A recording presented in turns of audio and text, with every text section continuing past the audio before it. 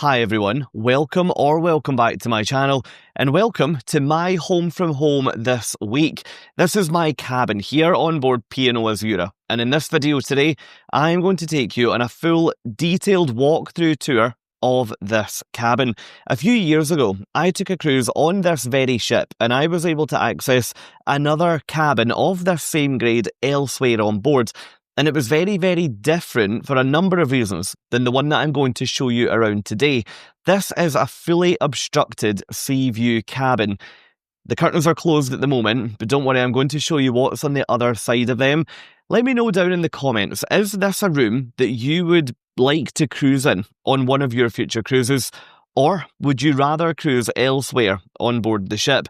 Now, before I take you over there and walk you around this cabin, if you do enjoy this video today, and if you find it useful, then I have got so much more to show you. It would be great if you would think about supporting my channel by clicking both the thumbs up and the subscribe buttons. Anyway, join me over there and let me show you around this fully obstructed sea view cabin on board P&O Azura. The specific cabin that I'm showing you around today is number E614, which you'll find towards the back of the ship on deck 8 of Azura. As soon as we walk inside, you'll be able to see that you've got a walk-in wardrobe section on the left-hand side, which I'm going to come back to and show you later once I've shown you the bedroom area. And then you've got the room itself set up with a twin bed format further into the room. One unique aspect of this cabin is that it's actually a 4-berth cabin. You can see that 2 people are accommodated on the regular beds, and 2 further passengers would be accommodated from the pull-down beds that are currently mounted against the wall. One top tip that I would always give to anybody who books one of these cabins as a couple is that if you are comfortable sleeping in a twin format, the bed will be so much easier to get in and out of because you don't have those beds hanging over what would be the walkway to take you up the side of your bed. I should mention that there is one lampshade missing here. That's obviously not standard in this cabin, and after reporting the issue to P&O Cruises, that did get replaced a few hours later, but unfortunately the room tour was already filmed by then and we were starting our cruise.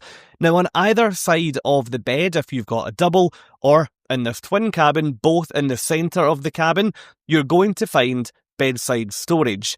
Here you've got 2 empty drawers each, and you've then got the lamp mounted and fixed directly on top, so that cannot move. And as I mentioned, I'll come back and show you what's behind that large curtain later in the video. Let's now spin around and have a look at what's on the other side of the cabin. Yes, there's me in the mirror. I always feel the need to acknowledge myself whenever I see my reflection in a video. Now you can see here that you've got your desk or your workstation or your vanity unit, which is lit from above, and you've got a huge mirror directly in front of it. This is where you'll find all of the literature that you'll need when you embark the ship. For example, things like room service menus, breakfast menus, your first daily horizon of the cruise, your cabin steward's information, a small notepad and pen, and also your cabin phone. You can use that phone to call all around the ship free of charge, or you can use it to call ashore, but I would never advise doing that. The primary power source in this cabin offers UK plugs, so if you are planning to take this cruise from the UK, then you've got the luxury of just bringing your regular plugs with you. There are an array of different power outlets on this ship though, so I would always recommend packing an international travel adapter. Over here, you've got your hospitality tray, which features Tetley tea bags, and at the point of my cruise, Nescafe coffee, and you've got your kettle directly on top. Underneath, you've got your mini fridge or your refrigerator. During my cruise, all I kept in here was my bottle of water, and it worked perfectly fine, and it was also pretty much silent, so you never ever knew that was there. You've then got a chair with a high back underneath the desk. On this side, you've got some storage, and it's also where you'll find your cabin hairdryer. And then to the left of this cupboard, you've got 3 relatively thin but long shelves.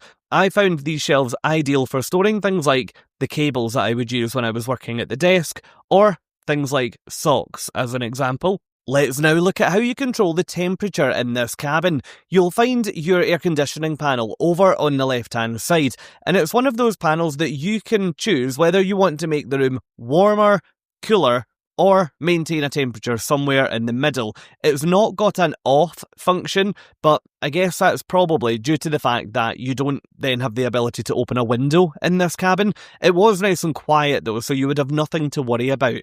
As you head in towards the walk-in wardrobe, which I spoke about earlier, you've got a large floor-to-ceiling mirror on one side, and over here is all of your storage.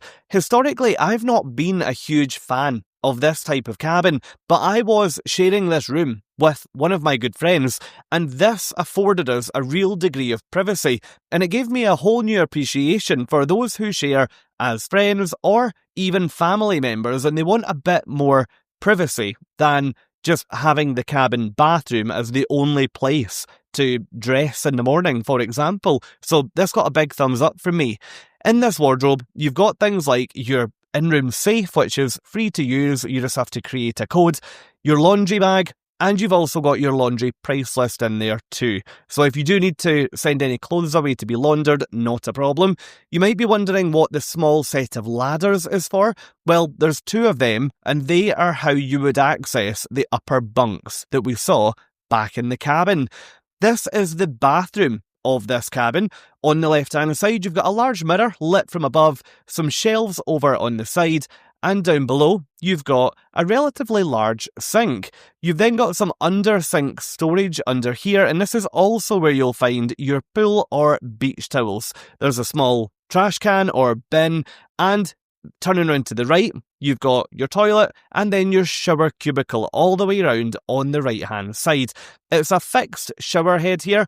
I'm just over 6 foot tall, and I did have to duck slightly to have my shower in the morning. All of the toiletries in this bathroom are from the White Company, which is a small touch from P&O Cruises that I always really appreciate because they always feel really luxurious when you're on board the ship. The question that remains is what is on the other side of that window. Before I show you, if you've enjoyed this tour today and if you found it useful, then please support my channel by clicking both the thumbs up and the subscribe buttons. If you wait until the end, I'll link you over to another video. Here is the view looking through the cabin towards the window, which has got a lifeboat directly outside. That is the reason why this cabin is referred to as a fully obstructed cabin. In other words, there is a lifeboat directly outside the window. As you can see, I was able to see another cruise ship over in the distance, and it was possible to see the ocean. You just had to really squint. Now, personally, I thought that cabin was good value for money, and it allowed us to save a lot versus booking a balcony. We were also able to get a fair bit of daylight through, despite the fact it was considered fully obstructed. So if you're looking for a decent cabin, okay, yes, with an obstruction, but if you're finding it at a decent price, then I would really recommend booking. I really hope you've enjoyed this video today. Why not come and join me over in another if you have? On my P&O Cruises playlist, I have got so many more cabin tours, ship tours, vlogs, you name it, it's probably there. Thank you for watching, and I'll hopefully see you in another video.